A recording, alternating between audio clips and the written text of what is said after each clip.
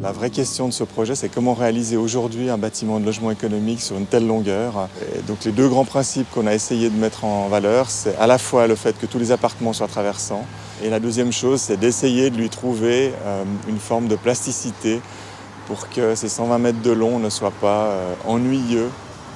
Cette façade est composée d'une mise en diagonale, donc sous forme de triangle, de chacune des allées en fait. Donc les triangles sont mis avec un angle d'une dizaine de degrés l'un par rapport à l'autre et ils représentent en fait chacune des montées d'escalier.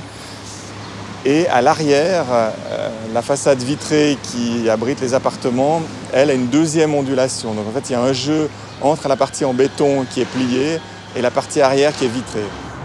La rationalisation du bâtiment, du projet est fondamentale quand on a une telle pression économique pour réaliser du logement social.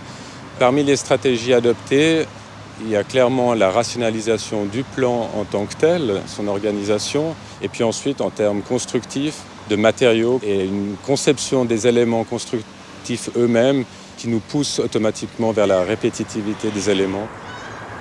J'aime bien l'appeler le vaisseau amiral, parce qu'il a à la fois ce côté hacké et en même temps bien ancré avec toute sa masse, son inertie, une espèce de vraie ville intérieure.